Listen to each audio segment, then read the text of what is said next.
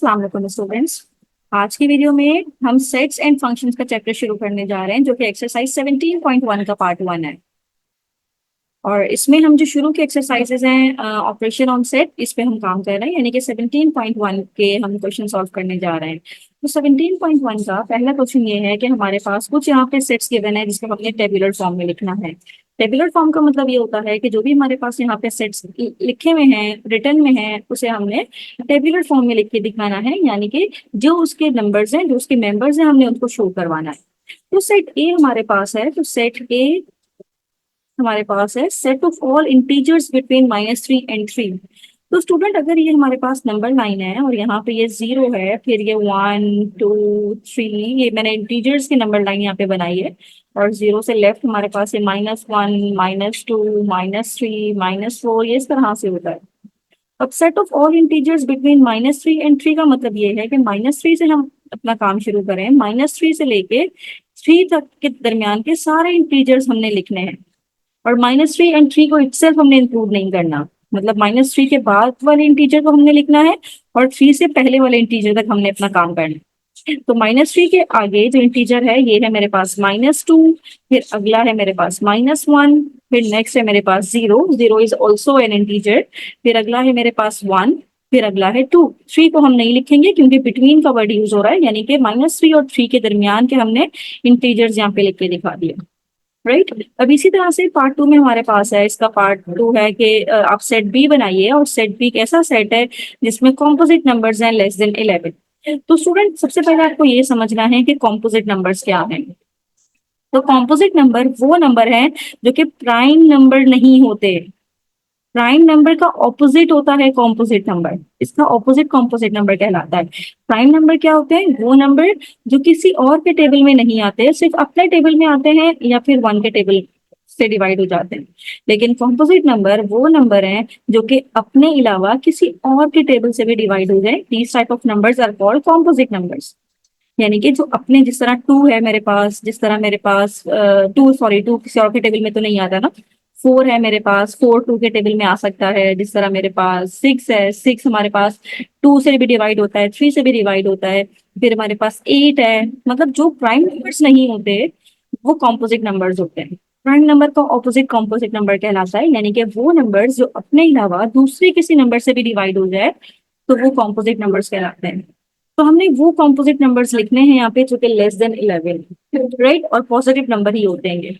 और <11, तो हम शुरू करते हैं 1 से। 1 प्राइम नंबर होता है, 2 भी प्राइम नंबर है, 3 भी प्राइम नंबर है क्योंकि 3 भी अपने ही टेबल में आता है, किसी और टेबल में नहीं आता। तो 4 है, 5 नहीं हो सकता, 5 इज अ प्राइम नंबर। फिर 6 है, 6 2 के टेबल से डिवाइड हो जाता है। फिर 7 प्राइम नंबर है, 7 भी यहाँ पे नहीं आएगा क्योंकि 7 सिर्फ अपने ही टेबल से डिवाइड होता है।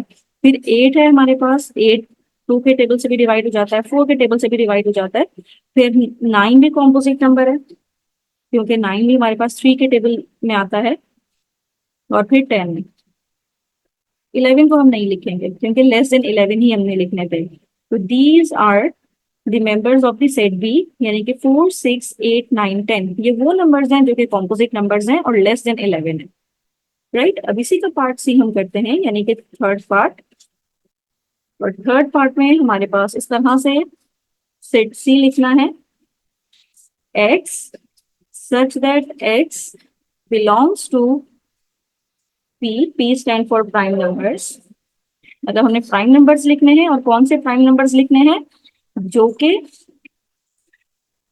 5 से बड़े हों और 13 से छोटे हों। राइट। अब ये इक्वल का साइन लिखा हुआ है, मतलब 13 इंक्लूड हम कर सकते हैं। 5 के नीचे ये इक्वल का साइन नहीं लगा हुआ, तो उसका मतलब है 5 को इंक्लूड नहीं करेंगे, 5 से ऊपर से हम काम शुरू करेंगे। तो स्टूडेंट, यहाँ पे हमने प्राइम नंबर्स लिखने हैं। प्राइम नंबर वो नंबर्स होते हैं जो सिर्फ अपने ही टेबल से डिवाइड हो जाते हैं, किसी और के टेबल में नहीं आते।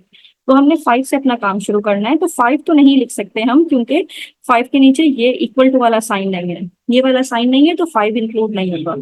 6 प्राइम नंबर नहीं होता, 6 कॉम्पोजिट होता है। 7 एक प्राइम नंबर है, तो 7 यहाँ पे आ सकता है। 8 प्राइम नंबर नहीं है, 9 प्राइम नंबर नहीं है, 10 प्राइम नंबर नहीं है, 11 is a prime number. 12 is not a prime number, 12 composite number में जाता है, और 13 को भी इंक्लूड करना है क्योंकि इक्वल टू का साइन है, तो यहाँ पे 13 is also a prime number, right. तो इस तरह से हमने सेट सी के एलिमेंट्स यहाँ पे मेंशन कर दिए। अब नेक्स्ट पार्ट मेरे पास पार्ट डी है, यानी कि फोर्थ पार्ट है, और फोर्थ पार्ट में मेरे पास सेट डी हमें बनाना है, और सेट डी इस तरह से बनाना है कि y such that y belongs to odd number, ये O stand for odd number. अच्छा, कौन से ऑड नंबर लिखने हैं? एंड 7 से बड़े और 17 से छोटे ऑड नंबर्स लिखने हैं, और 7 और 17 को इटसेल्फ इंक्लूड हमने नहीं करना। नीचे इक्वल टू का ये वाला साइन नहीं डला हुआ, इसका मतलब है 7 और 17 को इंक्लूड नहीं करना। तो स्टूडेंट, ऑड नंबर वो होते हैं जो 2 के टेबल से डिवाइड ना हो रहे हों, जो 2 के डिविजिबल नहीं होते वो ऑड नंबर कहलाते हैं। जो 2 के टेबल से डिवाइड हो जाए वो हमारे पास इवन नंबर कहलाते हैं, राइट। अब 7 से अगर हम अपना काम शुरू करें तो 7 के आगे 8 होता है, तो 8 इज एन इवन नंबर क्योंकि वो 2 के टेबल से डिवाइड हो जाता है। फिर 8 के बाद 9 is an odd number but 10 is even, 11 is odd, 12 odd नहीं है, फिर 13 ऑड है, 14 ऑड नहीं है, 14 इवन है, फिर 15 ऑड है, फिर हमारे पास 16 इवन है, इसके बाद हमारे पास 17 इज एन ऑड नंबर। तो इस तरह से मैंने सेट डी बना दिया, और सेट डी के मेंबर्स हैं 17 हम नहीं लिखेंगे क्योंकि 17 के नीचे ये वाला सैंपल नहीं डला हुआ ना, तो 17 हम नहीं लिखेंगे यहाँ पे, 17 को हम यहाँ से हटा देते हैं। 17 से छोटे छोटे ऑड नंबर्स लिखने थे, 17 से छोटा ऑड नंबर 15 तक ही है। तो इस तरह से हमने ये ऑड नंबर मेंशन कर दिए जो 7 और 17 के दरमियान है। 7 और 17 को इटसेल्फ हम इंक्लूड नहीं करेंगे, 7 से बड़े, 7 इंक्लूड नहीं होगा, 7 से बड़े और 17 से छोटे। अगर इक्वल टू का साइन लगा होता फिर हम 17 को भी इंक्लूड करते। नाउ पार्ट 5, और पार्ट 5 में हमारे पास सेट ई हमने बनाना है, और ऐसे नंबर्स लिखने हैं z such that z belongs to R stand for real numbers, and z square is equals to 121। Real number हमने लिखने हैं, और वो रियल नंबर लिखने हैं जिनको अगर हम स्क्वायर करें, ये वाला z भी ऐसे ही बना दें,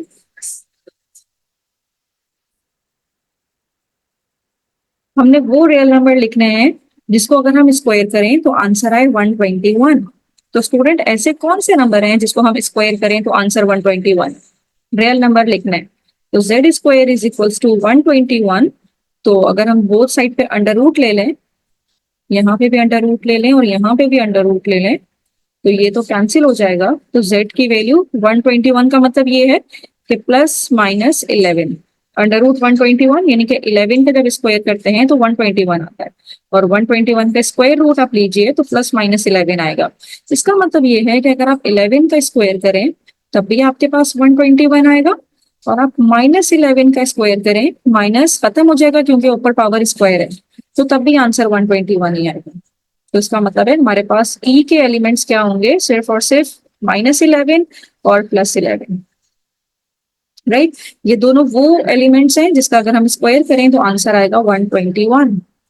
now moving toward the next part, part 6, और इसमें हमने एक सेट एफ बनाना है, और ऐसा सेट बनाना है कि इसके एलिमेंट्स बिलोंग करें रैशनल नंबर से। Q stand for rational number, और P square is equals to -1, right. यानी कि ऐसे नंबर आपको लिखने हैं जिनका हम स्क्वायर करें तो आंसर -1 आए। तो स्टूडेंट, ऐसा कोई नंबर है ही नहीं रैशनल नंबर में जिसको हम स्क्वायर करें तो आंसर -1 आए। अगर यहाँ पे कोई भी नंबर ऐसा है जिसको अगर मैं स्क्वायर करूं और आंसर -1 आए तो वो सिर्फ आयोटा होता है ना, iota square is equals to -1। इसके अलावा कोई ऐसा नंबर है ही नहीं, और iota is not a rational number, मतलब ये रैशनल नंबर में तो नहीं आता, ये तो कॉम्प्लेक्स नंबर में चला जाता है। तो उसका मतलब ये है कि हमारे पास एफ एक खाली सेट बनेगा, इसमें कोई भी मेंबर्स नहीं आएंगे, राइट। तो इस तरह से हम ये बता देते हैं कि भाई हमारे पास ऐसे कोई भी नंबर मौजूद नहीं है जिसको हम स्क्वायर करें तो आंसर -1 है, क्योंकि अगर हम p is equals to under root -1 भी ढूंढते हैं तो अंडर रूट -1 हमारे पास आयोटा के इक्वल होता है, but iota is not an rational number, rational number नहीं है वो, हमें यहाँ पे सिर्फ रैशनल नंबर चाहिए थे। तो इसीलिए हमने खाली सेट बनाया है, और ये लिखा है कि खाली सेट इस सेट का हिस्सा होगा, मतलब इसके अलावा यहाँ पे कोई एलिमेंट इसमें नहीं आएगा। अब स्टूडेंट क्वेश्चन नंबर 2 शुरू कर रहे हैं और क्वेश्चन नंबर 2 में हमारे पास अब ये सेट इस तरह से हमें गिवन होगा और हमने इसको टेबुलर फॉर्म में लिखना है। तो सबसे पहले हमारे पास है कि set of all rational numbers between 5 and 6। अब रैशनल नंबर को इसको हमने सेट बिल्डर फॉर्म में लिखना है ना, मतलब ये टेबुलर फॉर्म में लिखा हुआ है, हमने इसे सेट बिल्डर फॉर्म में लिखना है। तो सेट बिल्डर फॉर्म का मतलब ये है कि मुझे अब इसको नोटेशन फॉर्म में लिख के दिखाना है। यानी कि पहले तो हम ये शुरू करते हैं, रैशनल नंबर को रिप्रेजेंट करते हैं क्यू से, राइट। तो हम लिखते हैं एक्स, एक्स मीन वो एलिमेंट्स इसमें आएंगे सच that x belongs to rational number. Rational number के लिए हम क्यू यूज करते हैं, इस तरह से क्यू। तो थोड़ा सा बोल्ड कर दें, क्यू यूज कर रहे होते हैं, Q stand for rational number. और ये सैम्बल लगता है एंड के लिए, मतलब x such that x belongs to rational number and 5 and 6। यानी कि जो एक्स होगा मेरा वो 5 से बड़ा होगा और 6 से छोटा होगा। तो इस तरह से हमें इसको सेट बिल्डर फॉर्म में लिख के दिखाना है। अब इसी का पार्ट 2 है हमारे पास और ये हमें सेट गिवन है जो कि है 1 2 3 4 6 एंड 12 और आपको इसको सेट बिल्डर फॉर्म में लिख के दिखाना है। तो सेट बिल्डर फॉर्म में आप किस तरह से लिखेंगे इसे, एक्स सच दैट एक्स। अब स्टूडेंट ये देखिएगा, ये मेरे पास सारे वो नंबर्स हैं, 2 भी ले लें, 1 भी ले लें, 3 भी, 4 भी, 6 भी, 12, मतलब ये वो नंबर्स हैं जो कि 12 को इजीली डिवाइड कर देते हैं। मतलब ये 12 6 से भी डिवाइड हो रहा है, ये 12 4 से भी डिवाइड हो जाता है, 12 3 से भी डिवाइड होता है, 12 2 से भी डिवाइड होता है, 12 1 से भी डिवाइड होता है। तो हम लिखेंगे कि x is positive divisor. Positive divisor मतलब ये सारे डिवाइजर हैं, किसके डिवाइजर है, 12 के। 12 खुद भी अपना डिवाइजर है क्योंकि 12 से भी डिवाइड हो जाता है, 12 6 से भी डिवाइड हो जाएगा, 12 4 से भी डिवाइड हो जाएगा। So these members are the positive divisor of 12. Now moving towards number 3 और number 3 में मेरे पास है सेट C और इसके एलिमेंट्स हैं 0 प्लस माइनस 1 प्लस माइनस 2 और ये चलेंगे कहाँ तक, प्लस माइनस 40 तक। अब इसको हमने सेट बिल्डर फॉर्म में लिखना है। तो स्टूडेंट इसको सेट बिल्डर फॉर्म में कैसे लिखेंगे, प्लस माइनस की बात हो रही है, इसका मतलब है कि इंटीजर्स हैं। और अगर ये इंटीजर्स हैं और ये +1 भी है, -1 भी है, ये +2 भी है, -2 भी है, तो इसका मतलब है कि वो elements x such that x belongs to integers. और इंटीजर्स को कैसे रिप्रेजेंट करते हैं, कैपिटल Z से। इसको बोल्ड में लिख दें, कैपिटल Z से हम रिप्रेजेंट करते हैं इंटीजर्स को। एंड और कैसे इंटीजर्स हैं, जो कि -40 से 40 तक जा रहा है। और ये नीचे इक्वल टू का साइन जरूर डालिए क्योंकि -40 भी इंक्लूड है ना सेट में। -40 से 40 की तरफ जा रहा है, -40 से बड़े हैं और 40 से छोटे हैं और 40 को भी हमें इसमें इंक्लूड करना है, right. Now moving toward the next और नेक्स्ट मेरे पास है D और D है मेरे पास -4 -2 0 2 एंड 4। अब स्टूडेंट इसको हमने सेट बिल्डर फॉर्म में लिखना है।